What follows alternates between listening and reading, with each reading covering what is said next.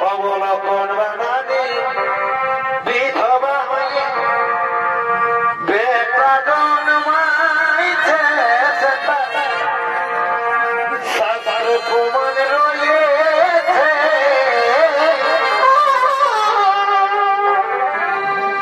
আজব কথা শুনে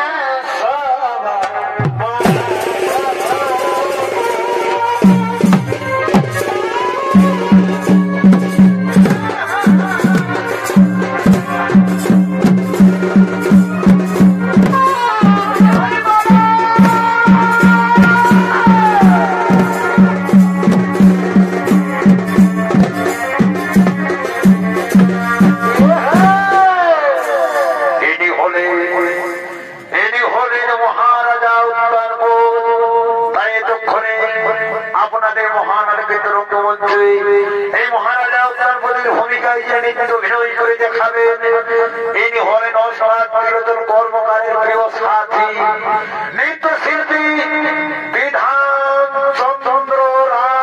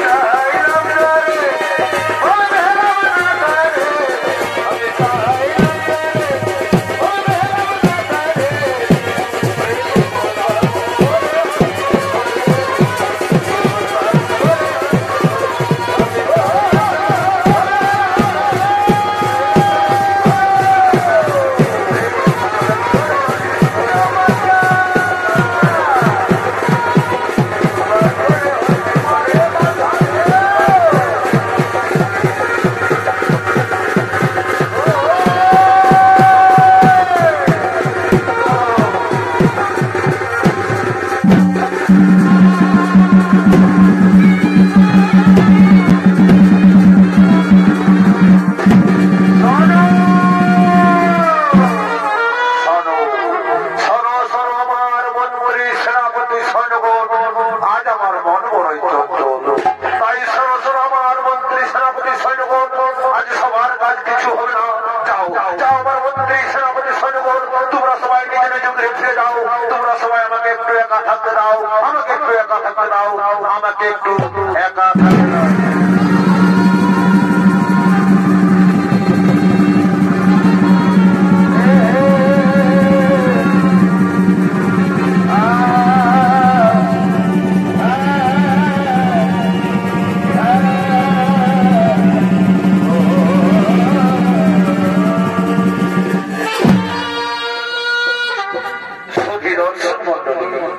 এদিকে মহারাজা নিজ রাজসভায় চিন্তামগ্ন হয়ে বসে পড়লেন। আর অন্যদিকে তার ছোটরানী সুরজি, তিনি তার সঙ্গী সাথীদের সঙ্গে রাজভবনে আগমন করিতেছে।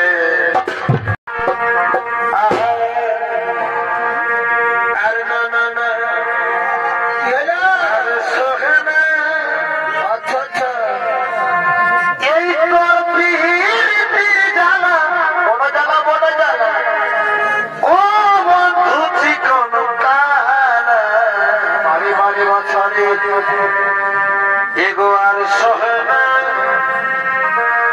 এই তোর পিড়ি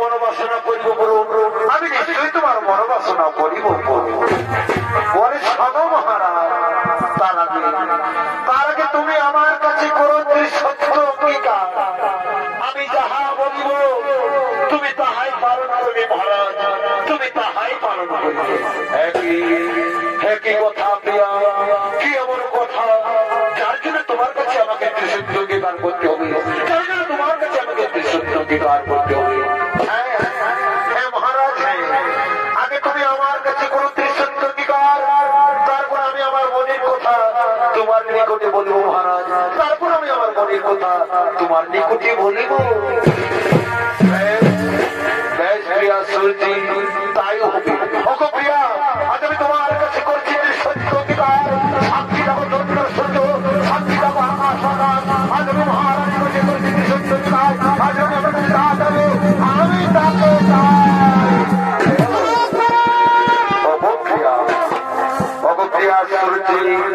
আজ আমি সভা মাঝারি তোমার কাছে করেছি সত্য অঙ্গীকার এখন তুমি তোমার মনের কথা আমার নিকটে বলে প্রিয়া আমার নিকটে বলে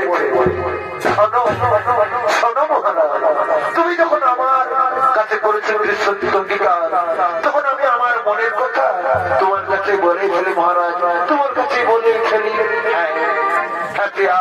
আর বিলম্ব করো না তাড়াতাড়ি তুমি তোমার মনের কথা আমার কাছে বলে ফেলো তাড়াতাড়ি তুমি তোমার মনের কথা আমার কাছে বলে বলি শোনো শোনো মহারাজ শোনো বলি মহারাজ তুমি তুমি এক্ষুনি ওই মহারানী শুনে দিবে কোনো মাসে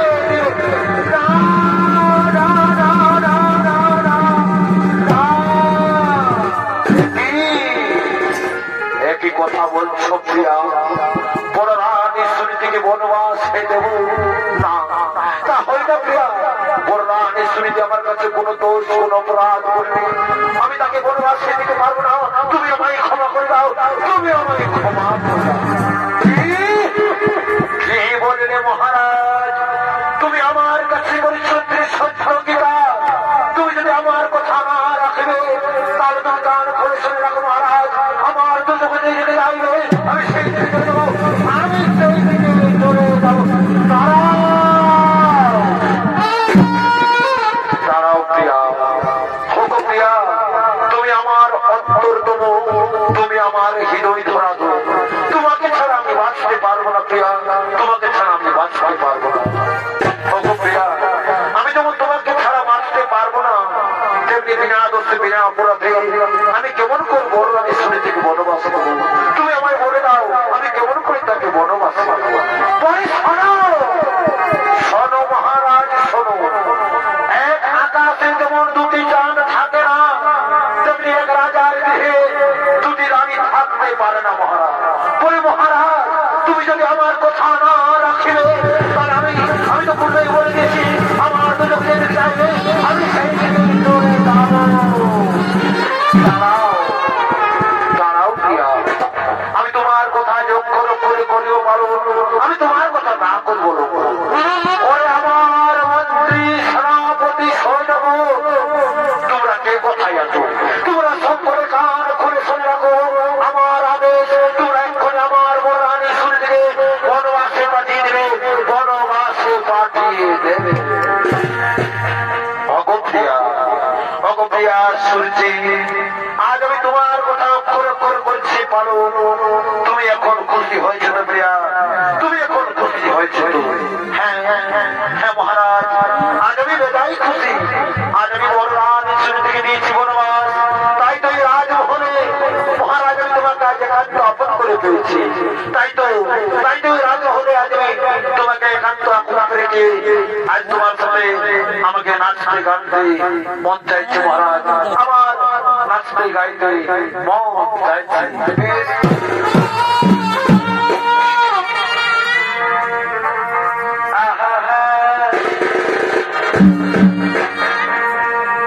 তুমি কত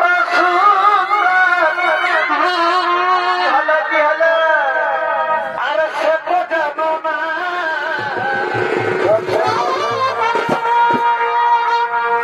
ও প্রিয়া তুমি কত সুন্দর এবছর তবু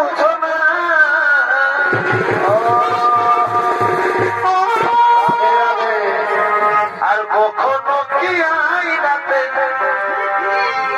ও তুমি মুখ দেখো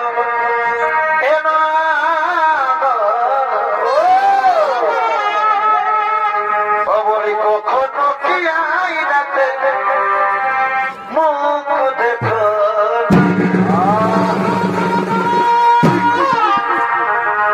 ও বলি কখনো কি আইনাতে ও তুমি মুখ দেখো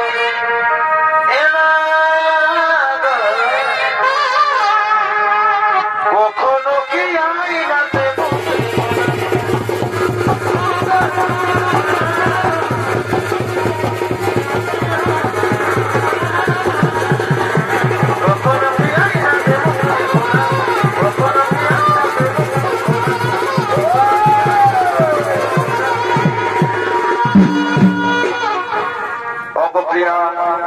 অগপ্রিয়া শুনছি আজ আমি তোমার কথা করেছি অক্ষর অক্ষরে পালো তাই চলো আর বিরোধী রাহি প্রয়োজন চলো আমরা দুজন মিলে রাজমহলে চলে যাই রাজমহলে চলে যাই রাজমহলে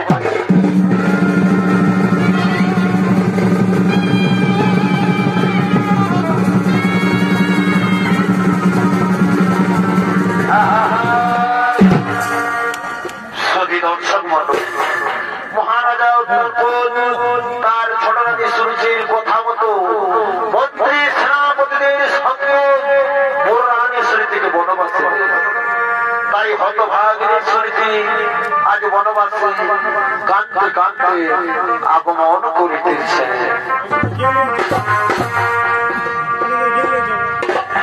অগপাতি জনা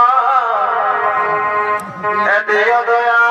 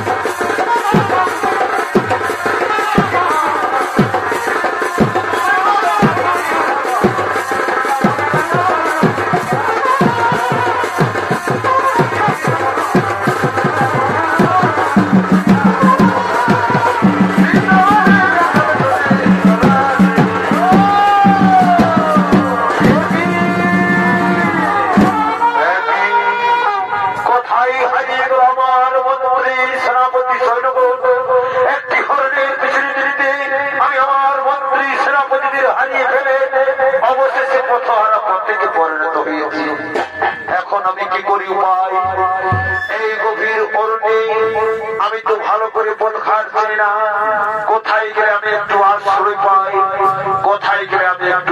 আশ্রয় পাই মেঘ দেখা যাচ্ছে, চারিদিকে অন্ধকার নেমে আসছে, পূর্বের সূর্য পশ্চিমে অস্ত দিতে চলেছে। এই ঝড় বৃষ্টি রাতে এখন আমি কি করি উপায়? কোথায় গেলে একটু শান্তিতে আশ্রয় পাই? কোথায় গেলে আমি শান্তিতে আশ্রয় পাই? কিন্তু ওই তো দূরে একটি পর্বতভূমি দেখতে পাওয়া যাচ্ছে। না না, আমি আর মোটেই বিলম্ব করবো না, আমি সেখানে ছুটে যাবো, সেখানে ছুটে গিয়ে একটু আশ্রয় নেবো, আমি সেখানে একটু আশ্রয় নেবো। আমি সেখানে ছুটে যাই, আমি সেখানে ছুটে যাই।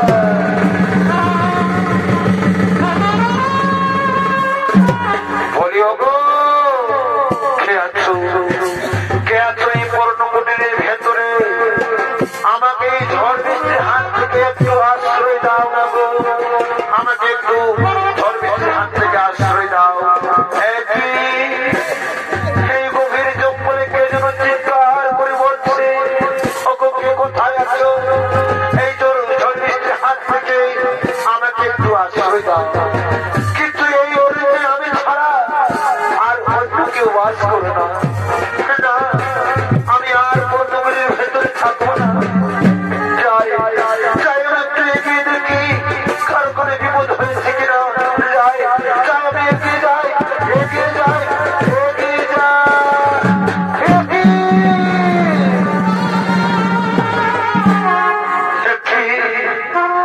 মহারাজ, এই গভীর অরণ্যে তুমি এটা কি করো মহারাজ? এই গভীর অরণ্যে এটা তুমি কি করছো মহারাজ? অগপ্রিয়া, অগপ্রিয়া শুনেছি, আমি আমার মন্ত্রী সেনাপতিদের সঙ্গে এই গভীর জঙ্গলে শিকার করতেছিলাম। একটি হরিণের পিছনে দিতে আমি আমার মন্ত্রী সেনাপতিদের হারিয়ে অবশ্যই তোমার মন্ত্রী হয়েছে। অগপ্রিয়া, আমি যে তোমার মন করেছি অত্যন্ত অত্যাচার, বিনা দোষে বিনা অপরাধে আমি তোমাকে দিয়েছি বনবাস। তার জন্য তুমি আমায় ক্ষমা করে দাও, তুমি আমায় ক্ষমা করে দাও।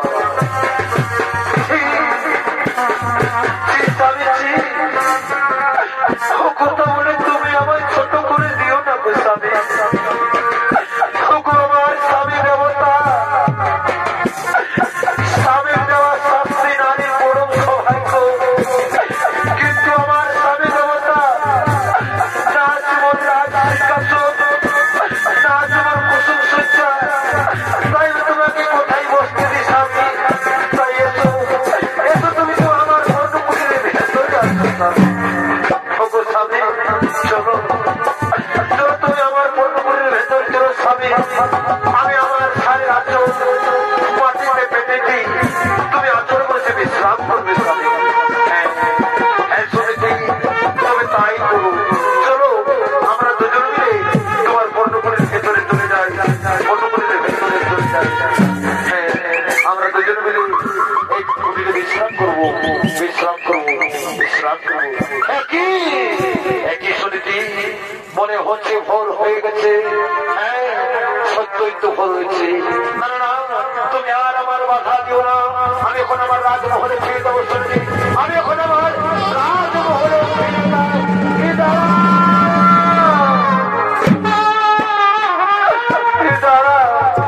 দাঁড়াও মহারাজ, যাবে যদি যাও, আমি তোমাকে বাধা দেব না। কিন্তু মহারাজ, তুমি কি জানো, আগামী ঋতুমধ্যে, তাই তোমার সাথে আজ শুভ লগ্নে আজ আমার হলো মিলন।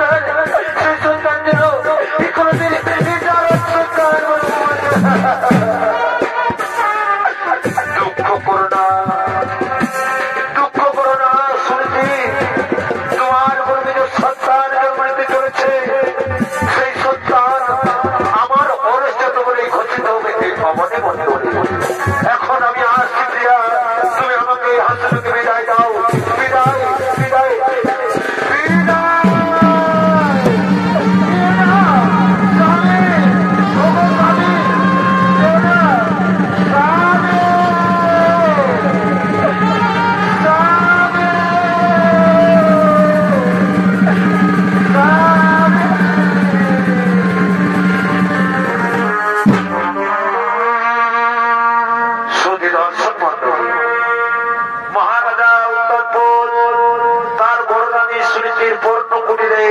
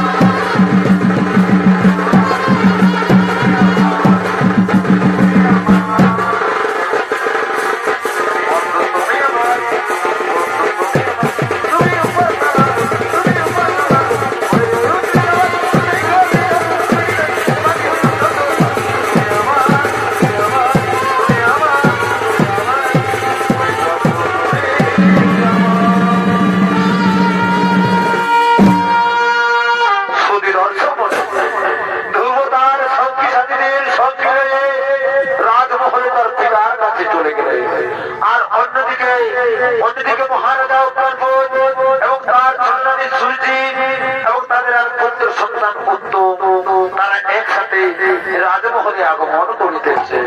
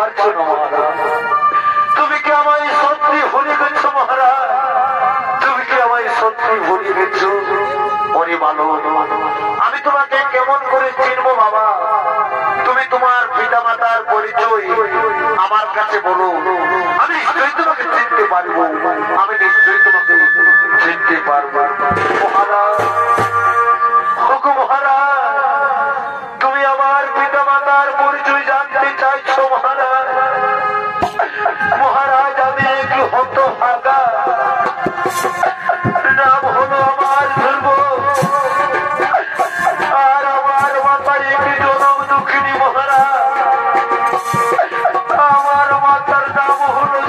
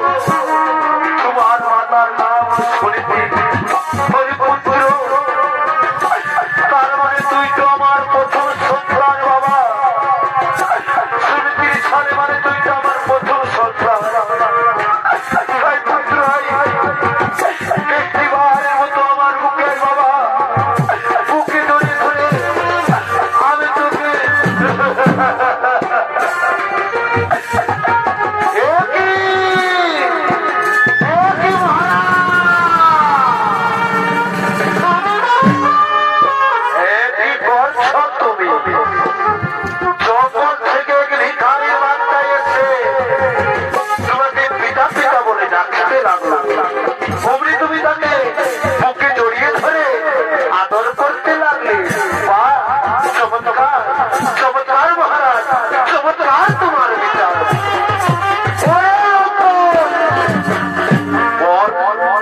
বল করে রাজমহলে এসেছি বল লোকের ভালো বল তারা হলে তোকে তোকে আগামী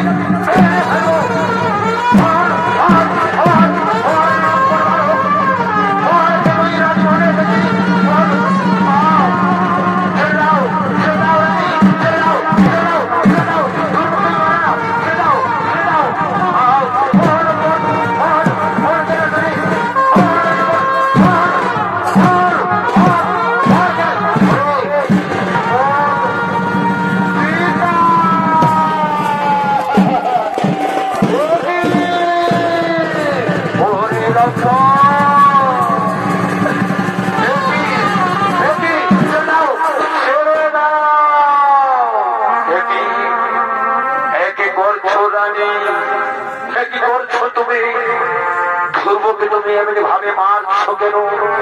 তুমি তো আমাদের কথা সব শুনেছ। ধ্রুব আমার প্রথম স্ত্রীর সন্তান, তার মানে হতো তোমারও সন্তান, তার মানে হতো তোমারও সন্তান। মহারাজ না, ওই দাসের পুত্র কিছুতে আমার সন্তান হতে পারে না। ওকে ওকে আজ আমি মেরে ফেলবো, ওকে আজ আমি মেরে ফেলবো, মেরে ফেলবো।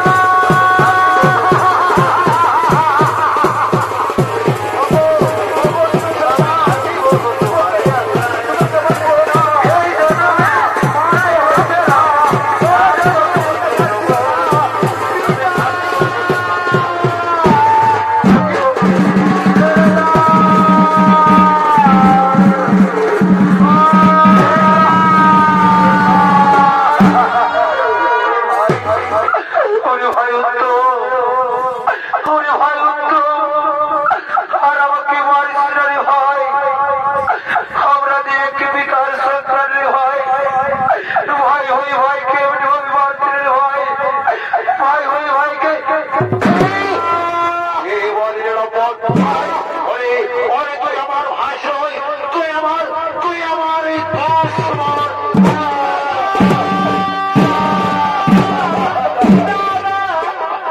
ওরে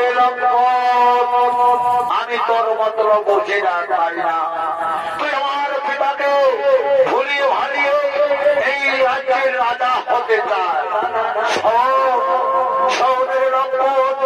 আমি আর আমার মাতা যতদিন রাজমহলে বেঁচে আছি ততদিন তোর আশা কোনদিন পূর্ণ হবে।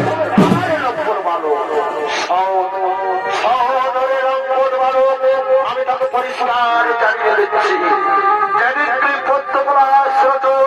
শ্রীমধুসূদনের নাম স্মরণ করে প্রাণ ত্যাগ করে আমার মায়ের গর্ভে জন্ম নিবি, সেই দিন রাজমহলে আসবি। তার আগে হয়ে যাব।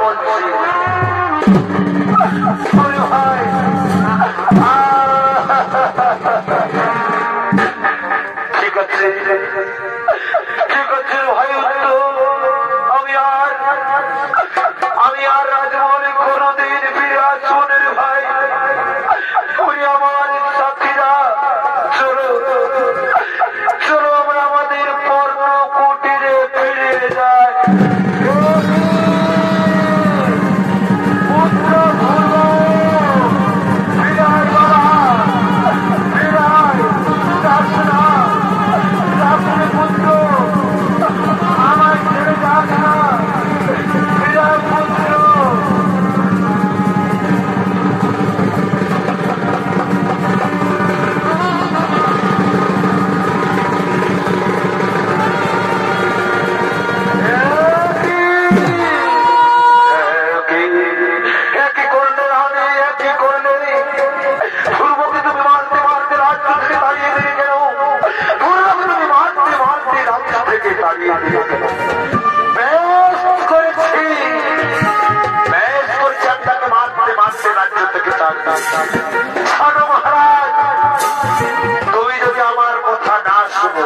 তুমি যদি আমার কথা না শোনো, তাহলে আমি তোমাকে ঘাড় ধাক্কা দিয়ে পার করে দেব। শোনো মহারাজ, শোনো, আমি যতদিনে রাজসভায় বেঁচে আছি ততদিন আমার কথাই হলো শেষ কথা। তুমি আমার কথাই বসবে আর উঠবে, অনেক হয়েছে আর চলো মহারাজ, চলো এখন আমরা শয়নকক্ষে ফিরে যাই। শয়নকক্ষে আমি তোমাকে বেশ ভালো করে বুঝিয়ে দেব।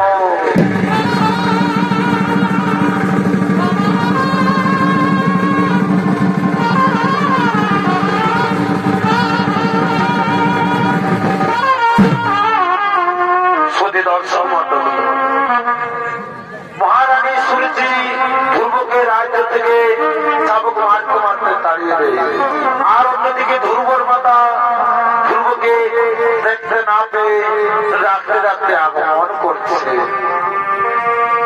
ওরে পুত্র ধ্রুব,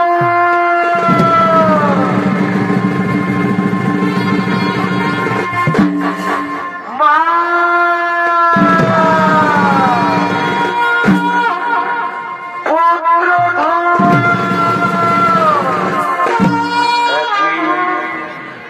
আমার মাতা ধ্রুব বলে আমায় কেন ডাকে? তোকে আমার মায়ের কোনো বিপদ হয়েছে? না, আমি আর বিলম্ব করবো না, আমি এক্ষুনি আমার মায়ের কাছে ছুটে যাব, ও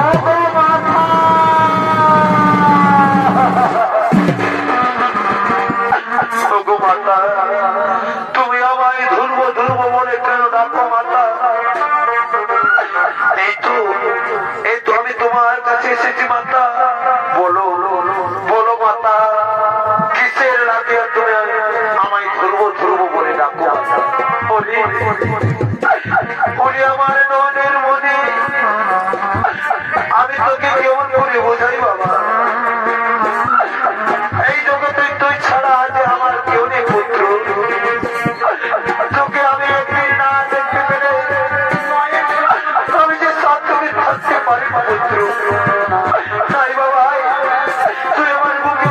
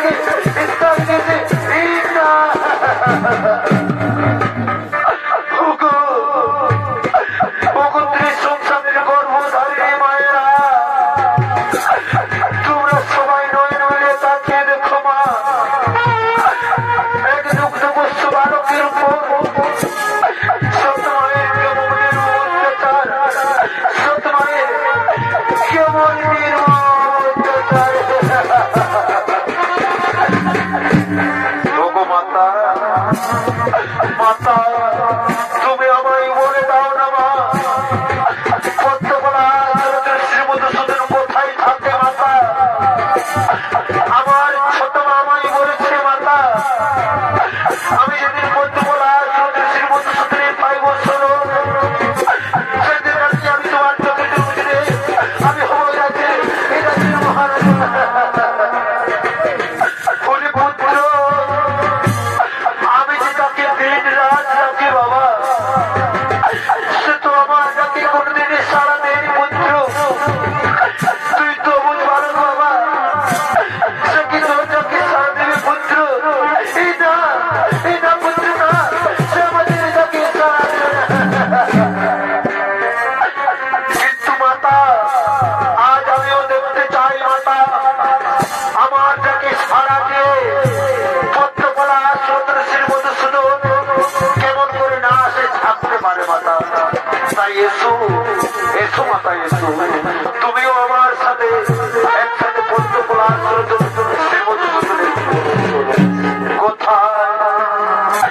কোথায় প্রভু নারায়ণ, দেখা দাও প্রভু দেখা দাও, একটিবারের মতো এই দক্ষিণ মায়ের চোখের জল মুছে ফেলার জন্য দাও দর্শন প্রভু, একটিবারের মতো দাও দর্শন।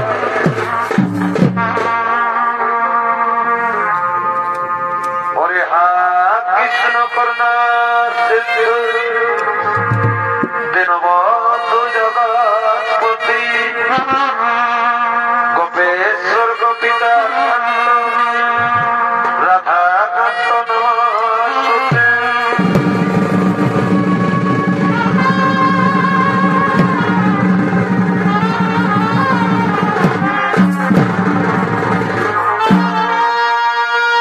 ভক্ত ধ্রুব, ওরে ভক্ত ধ্রুব, আমি তোমাদের ডাকে সাড়া দিয়ে তোমাদের সম্মুখে এসেছি।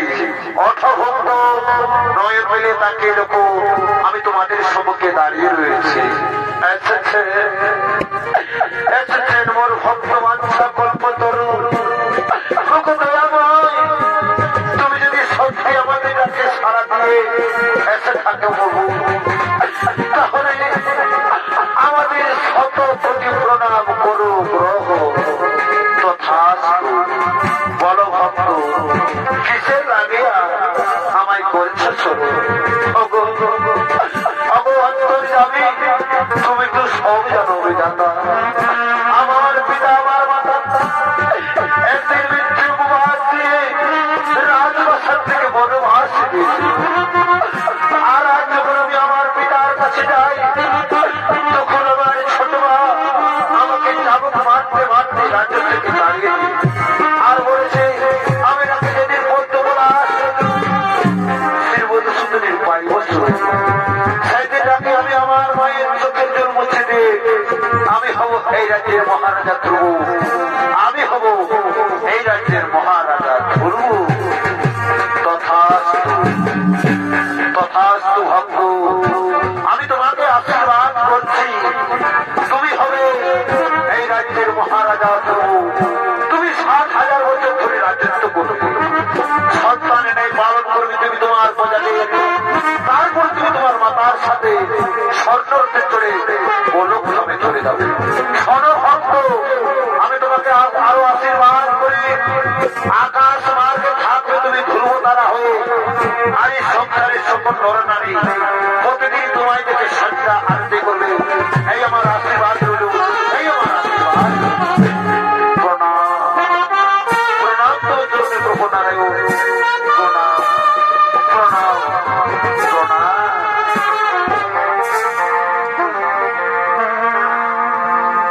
ওরে শ্রীকৃষ্ণ গোবিন্দ